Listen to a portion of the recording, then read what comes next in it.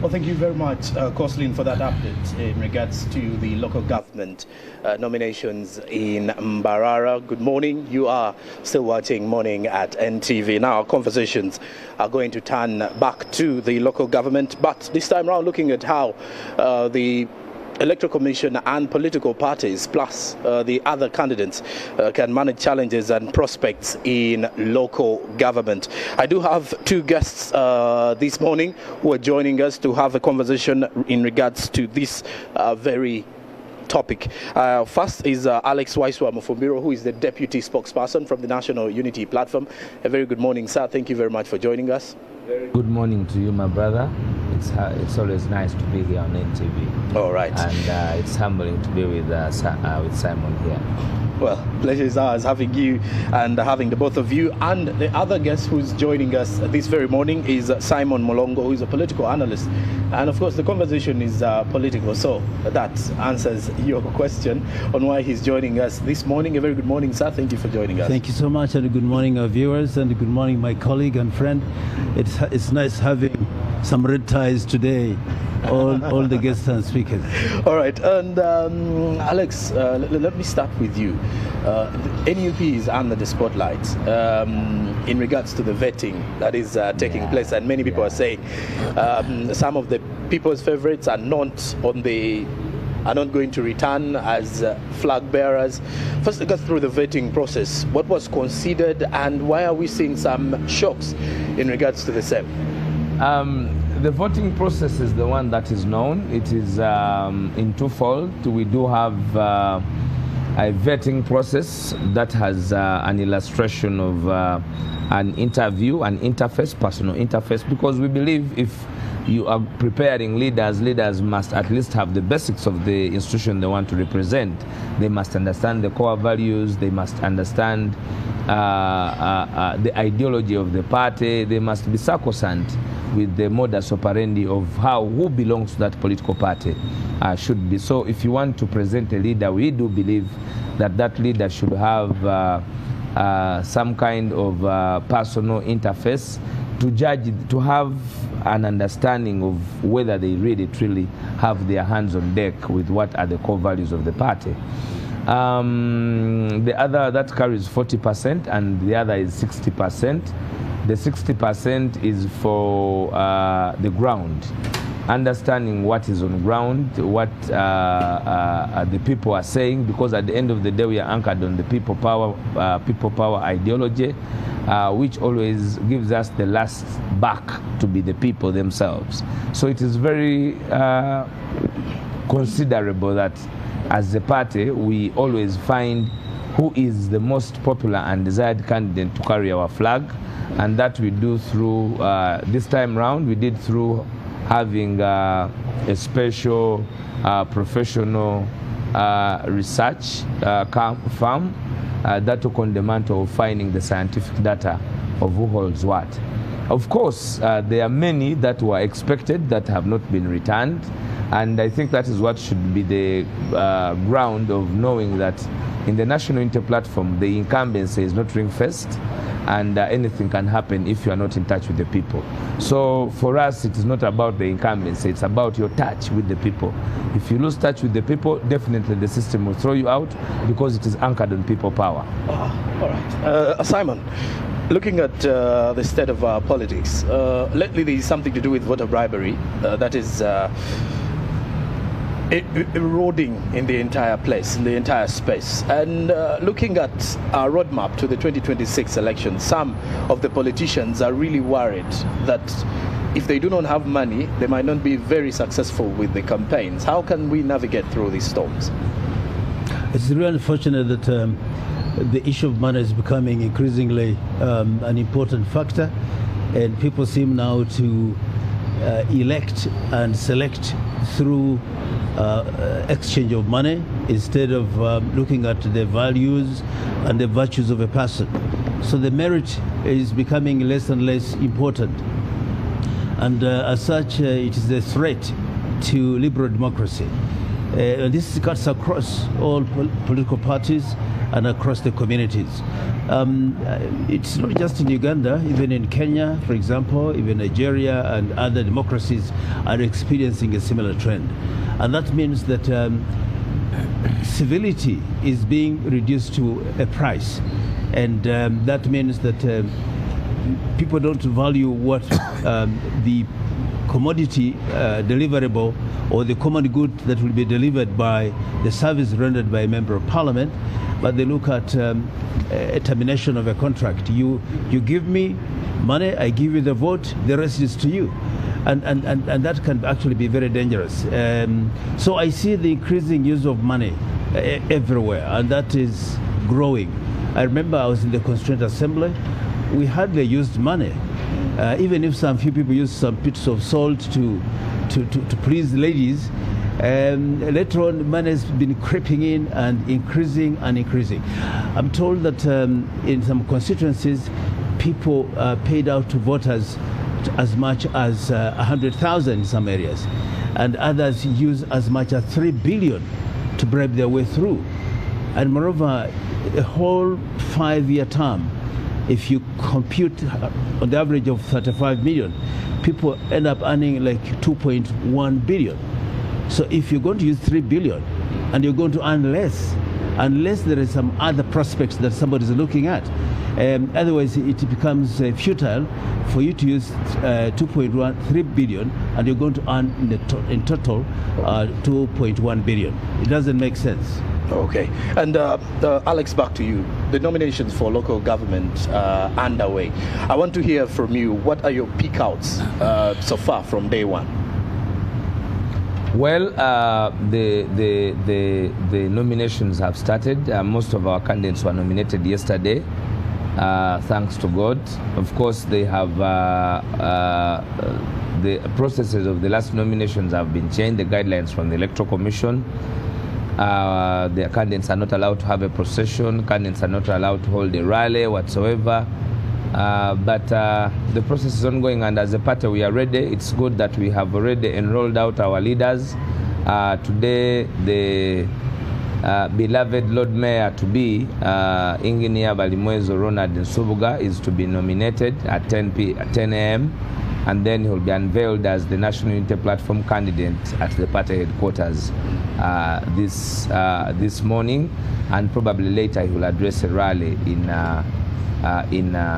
Katwe for the unveiling of his candidature, not for his nomination. Okay. We believe that we would have a better peaceful environment, a more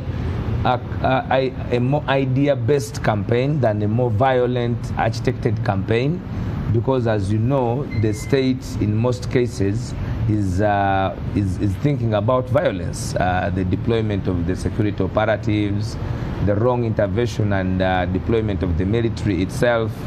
We hope that does not occur, because it has been negated by all the citizenry, but also by the legal regime. We have a number of rulings that have stopped the interference of these electoral processes by the military. So we hope that we have a peaceful environment.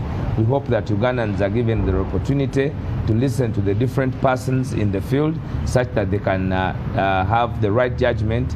But we are also asking them, as the National Unity Platform, their judgment to be based on those that have the umbrella.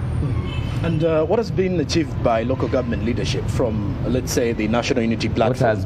What has been the bigger achievements for the National Unity Platform on the side of the local government with the people that have been representing the party for the past 5 years? I looked at the scorecard, and many of our leaders were found corruption-free. You see, there's a lot of corruption at local government, because one, there is make payment. The leaders are not given enough monies. If you look at the money the LOC5 chairmen get, the mayors get, it is wanting. Therefore, it creates room for them to be involved in so many other things to help them survive. I want to report that the National Unity Platform, none of our leaders has been found wanting. Many of them have scored very highly in performance. It was anticipated that them being young people, it would be very difficult for them to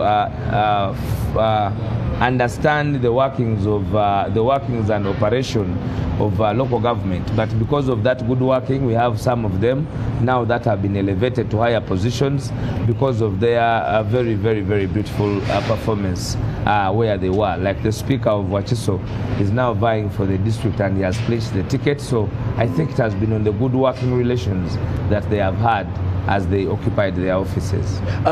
Simon, when you look at the prospect of local government leadership, is it one to be proud of and one to hope that in the future we're even getting better than we are currently?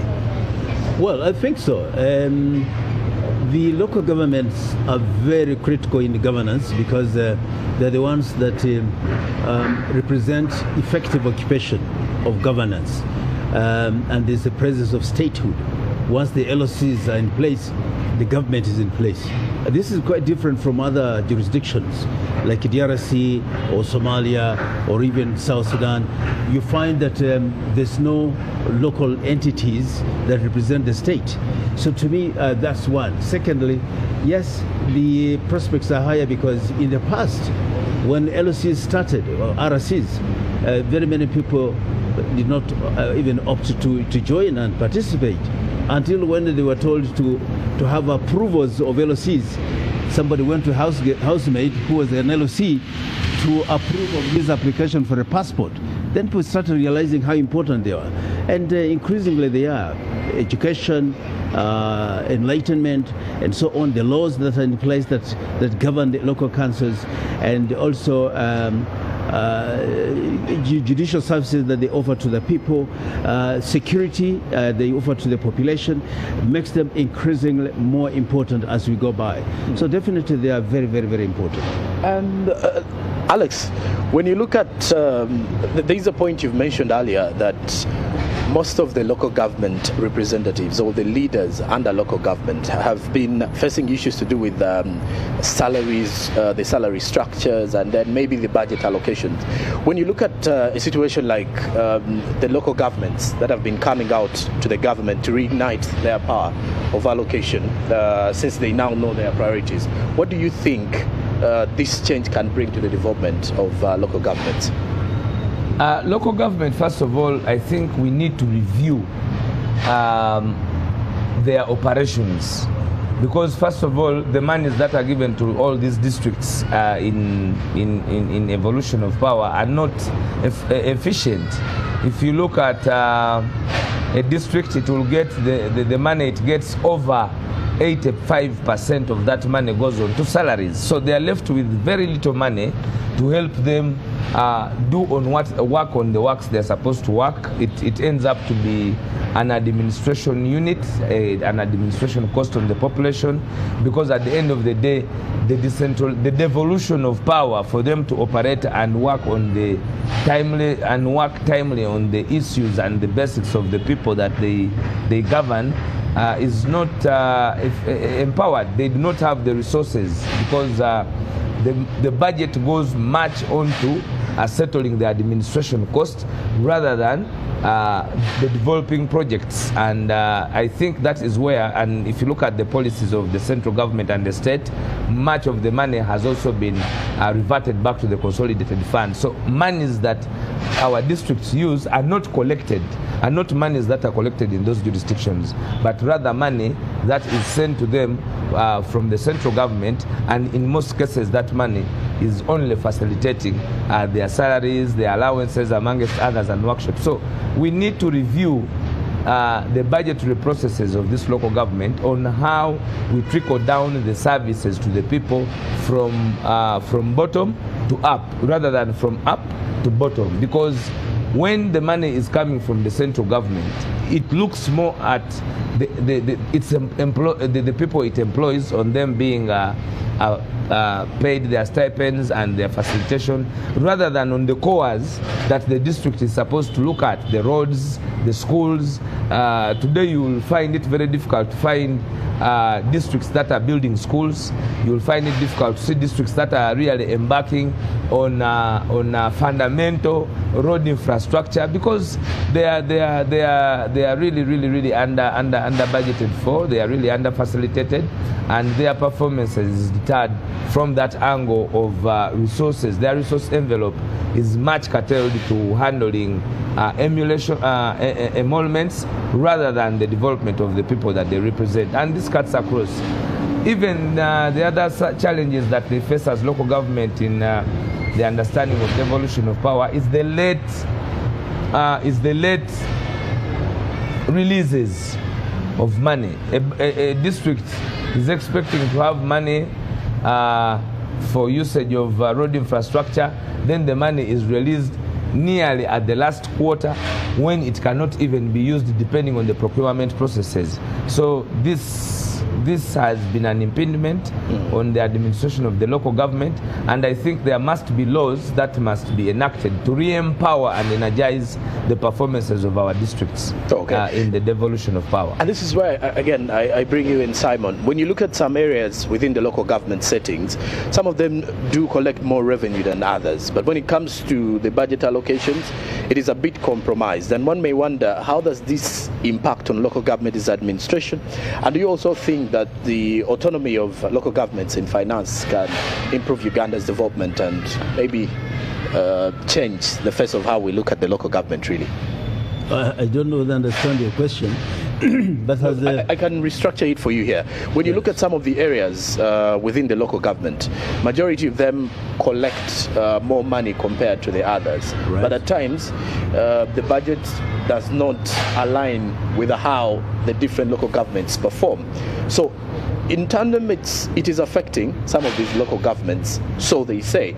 Do you think it is high time the government can rethink how they allocate funds to some of these local governments? Should it be based on performances and how revenue is collected, or? No, I think we need to look at it this way, that we have one collection point, the consolidated fund, into which all the monies collected across the country are deposited. There are areas that collect much more money. For example, areas where there are minerals collect much more money, or tourism, high propensity of tourism, they collect much more money. But this money has to be distributed across the local governments or the users across the country. So we can't say that because they're collecting more, they should be given more. That's one. Secondly, it depends on the budget that has been developed, because each area has different levels of budget needs, and as such, it is based on the needs as expressed through the budget. And three, in terms of allocation of resources, there are those accounts that have similar allocations across the country. For example, the road fund. Each district gets about 1 billion shillings every year. They get 250 million per quarter and $1 billion per year. And that's across all districts. And that means that these monies are available for them to handle the district roads. And then a bit of that is given sub-counties to manage a few of community roads, which are supposed to be done by the people themselves and supported by the district. So as such, yes and no, because the issue of funding is dependent on the planning that is done by those local governments and as approved by the central government. And that not all monies go to salaries. No. Because if you say 1 billion shillings, it goes to every district. I don't think that can be related to salaries. Yeah, salaries are paid only to technical staff, and some bit of allowances go to the local council members, either through the meetings they hold or the councils they conduct and so on. So yes, I think collection is one point, but also the usage as regulated by central government is the other factor. And now here is where I bring in the both of you here in regards to the local government and how the politics are played at the local government. This is where most or majority of the voters come from, I should say, and at times you realize that with the system of governance that we have right from the grassroots, the government wants to ensure that every Ugandan is involved, not only in the political sphere, but also in the socio-economics of the country. Looking ahead in the next term, 2026 to 2031. How much can leaders strengthen their ground presence on local government, from the local government level? Because we do have some of these leaders who are always seen maybe in high-end offices. They really have no time for what is happening on ground. How do they strengthen their position on ground? Wow, I think first of all it's mandatory that they're supposed to be present. They're supposed to conduct their business in their localities. If it's the district council, you're supposed to be there. If you're a district leader, say chairperson or the councillors, they're supposed to conduct meetings regularly and be able to address issues that emerge in their respective jurisdictions. And if it is a local council one, then you're supposed to also have regular meetings with the executive and also conducting meetings with the locals. Yes, they're supposed to be present. And if they are not, the price is very simple. They'll be voted out. And actually, one of the factors for people to be voted into office is effective presence. All right, on that very note, let's first link up with our correspondent in Arua. Rashul Adidi is giving us more updates on how day one of the local government nominations turned up. And after that, we shall be back with this discussion. Rashul. Yes, a very good morning to you in the studio and those who are watching us this morning. Duty has still called me to give you update about the ongoing nomination exercise here in West Nile region. Yesterday, my experience about this exercise was that there was very low turn up about this ongoing exercise. Yesterday in Yumbe by 1 p.m., only 11 aspirants or candidates had showed up for nomination, and the case wasn't different in some of the districts like Koboko and Arua. Now here in Arua, I got to learn this morning that yesterday only 18 people were nominated by the end of the day, and to have this conversation appreciated better this morning, I'm delighted to be joined by the election officer for Arua City, that is Mr. Ezale Osman. Mr. Osman, good morning, sir. Morning. I can hold it. Tell us, how is the exercise so far? This happens to be the second day that we're seeing those contesting for upper local government elective positions coming in for the nomination. How have we started today? Today, so far so good. Today, the weather is even bright. We expect it to cover today many people, because yesterday being a first day, there were hiccups. There are challenges in pre-registration of the candidates, and secondly, we had the challenge also with our internet. But however, the internet connectivity, but we are set, and we also learned how to go faster yesterday. By today, I think we shall cover more than what we covered yesterday. Yesterday, we managed to register 18 people. 10 were on NRM ticket. We had 1 on PPF. And then we had the PFF, and then we had the 7 people on independent. Okay. Yeah. Maybe general, why is it that West Nile is registering very low turn-up of candidates who are reporting for this nomination exercise, yet we only have 5 days? We have actually 3 days for this category, and then the other 3 will be in next week. So far, our response, normally people pick things slowly. By the end of the day, I think we shall be able to cover actually the people who pick nomination forms. Okay. So that's not a worry, really. Okay. Much as they started slowly, but yesterday we did a lot of pre-registration. That means the first segment of pre-registration is done. Then the second one of nomination will be quicker, and then we shall be able to cover many people. Yeah. Maybe lastly, many Ugandans might not be knowing what are some of the requirements for a candidate to be nominated as far as this particular exercise for the first 5 days is concerned. The requirements are not really basically so much. You have to fill our nomination forms, pick and fill those nomination forms, and when you are returning those nomination forms, you must come with the payment of nomination fees, and your forms must have been commissioned by a commissioner for oaths. Okay. Basically, those are the key items. But if you are on a political ticket, you must have also those nomination papers must be endorsed by those parties. Yeah. That's your message to the citizens. My message to the stakeholders: please, these days are numbered, and we can't go beyond them. By law, we can't go beyond them. So if candidates are there, let them come. And we also have to follow the guidelines. There are nomination guidelines we issued, and we strictly follow them.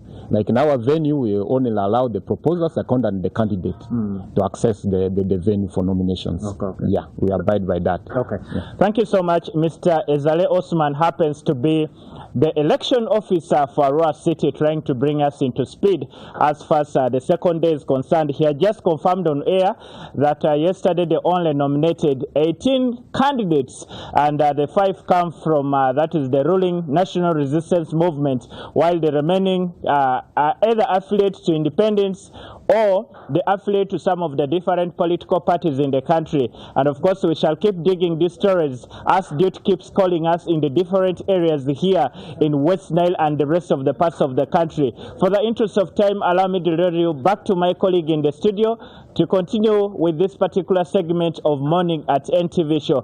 Colleague, if you can hear me, kindly take up from where I've stopped here in Arua City. Back to you in the studio. Well, thank you very much, Rashul Adidi from the side of northern Uganda, and of course giving us an update on how day one of the local government nominations really go through. Our correspondents across the country will be giving us this feed as the day continues, and do make sure you stay with us because we'll be giving you that and more. Our conversation here thus continue on Morning at NTV. Alex, let me bring you into this bit of the conversation. The on-ground bit.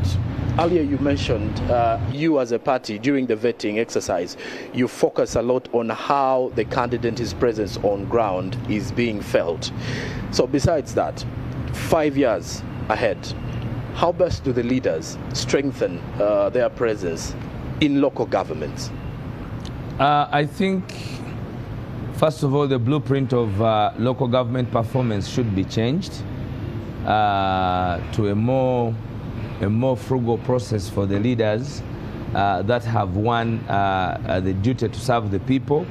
The budgeting process, there should be more empowerment of financing of our local government than it is today, because they are toothless barking dogs. You know, they know what, even when they know what to do, they can't do it because they are financially constrained. I think there should be more devolution of finances and timely to help them be more in touch with the people in terms of performance. But also, leadership is beyond the money. Leadership is an organization. I think the leaders must also take it upon themselves to organize their societies. You know, we have quite volatile societies. These days, people are living in too much animosity, and I think it should be the duty of those in power to draw lines for people to live in harmoniously, in cohesion as a society, and in conformity with the desires of that area, such that them doing that will give them opportunity to be on ground, but also to know what direction they should take in developing the human resource of their people, in developing the well-being of their people, but also in understanding the governance issues of being people best rather than elite best. Okay. Because the challenges we have is that when people are shown the offices, then the mindset changes, and in most cases now it is in cut and paste. Most of the things that have been done have become the norm of the operation of government. That is why they will tell you a road is going to be worked on this year. It is not worked on. It is going to be worked on next year. It is not worked on. I think also the central government should give development, particular development packages to these local governments to enable them facilitate their challenges of day-to-day in the running of their activities as leaders in the local government. And let's now again talk about the voter and leader relationship. Yesterday, the Daily Monitor did run a story or a report.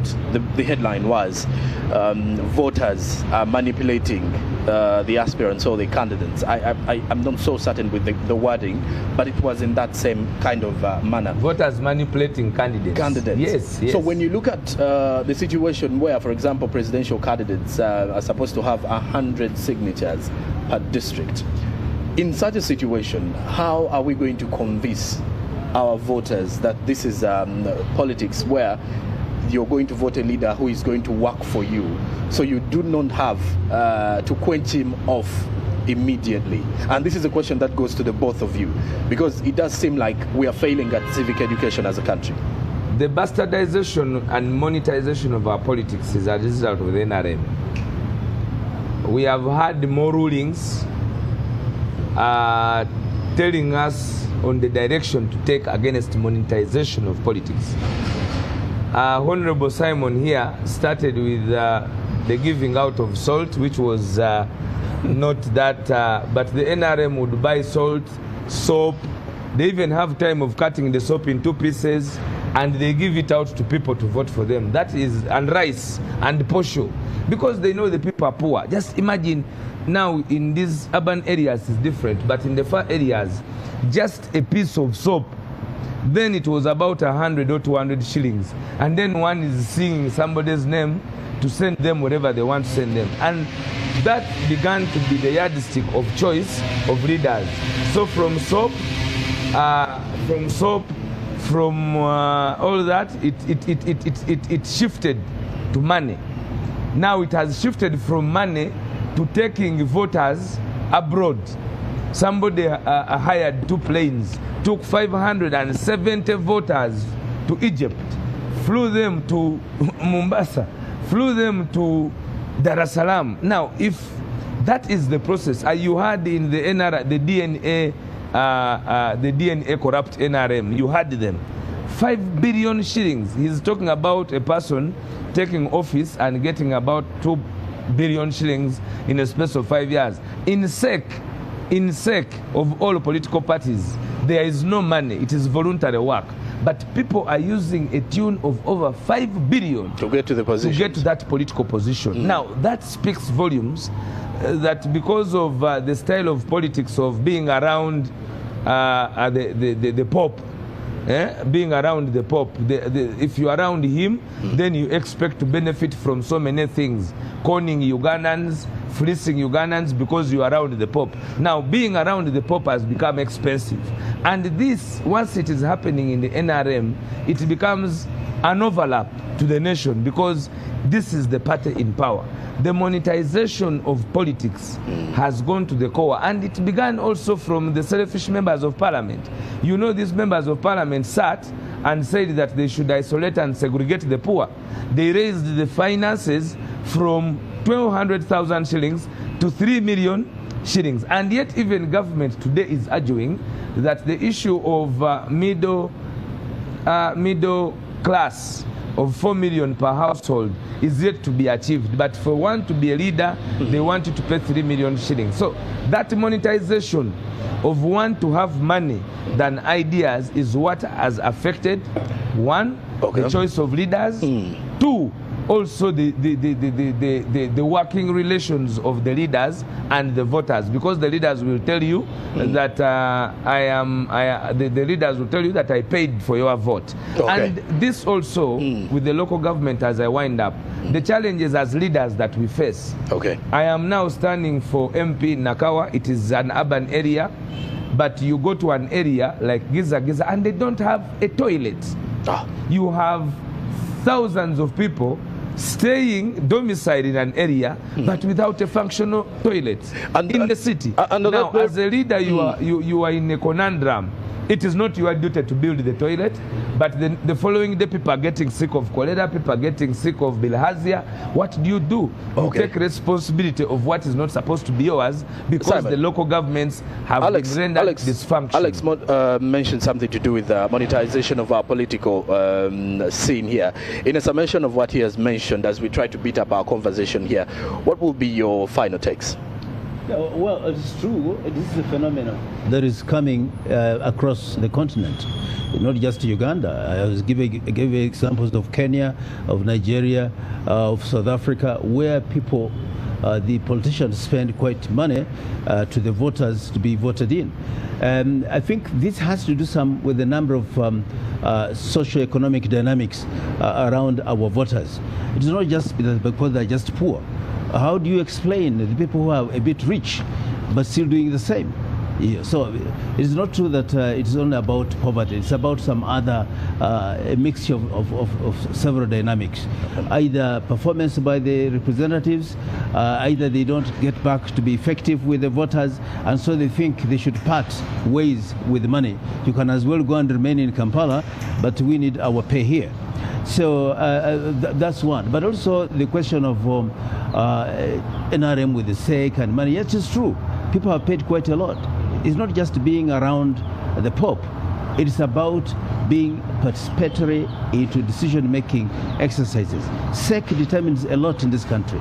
It determines the fate of very key individuals, officials, appointments, and so people want to be able to participate in such key decision-making processes. All right, gentlemen, thank you very much for your time this morning. And to you, dear viewer, I've been having Alex Waiswam from Bureau, who is the deputy spokesperson of the National Unity Platform Party. Thank you again for joining us this morning. I am very humbled to join you this morning, but allow me also remind Ugandans that today we will be having the official nomination of Engineer Balimwezo Ronald as the Lord Mayor, and also allow me send my regards to the great people and loving people of Nakawa East constituency, where I yearn to have the opportunity to serve them as a member of parliament. All right, again, thank you very much. We're humbled to have you. Simon Mulongo has also joined us this morning to have this very conversation on local government, the challenges and how to deal with them. Simon? Yes, to me it's an opportunity to also appear with my colleague Alex, a very good friend with whom we tussle out in politics. The ideology is very different from ours, and it is evident that NRM remains popular, the mass party, and I encourage all those aspirants, all candidates to go and enlist and be able to campaign and have a very well democratic country. I am requesting officially NTV to invite me with the Honorable Simon Mulongo over security, because there's the issue of fake bombs. I want to have his we shall. Our conversation has been managing challenges and prospects in local government. Now we are going to link up with our colleague Ivan Walunyolo in Entebbe to give us more of how everything in regards to the exercise of the local government nominations did take place in that side of the country. Ivan.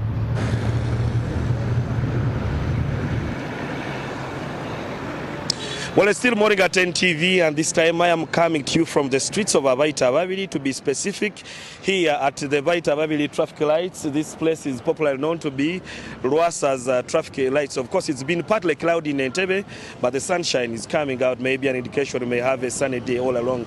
But of course, we are not taking the conversation away from politics, that we're speaking about the nominations that are currently ongoing across the country.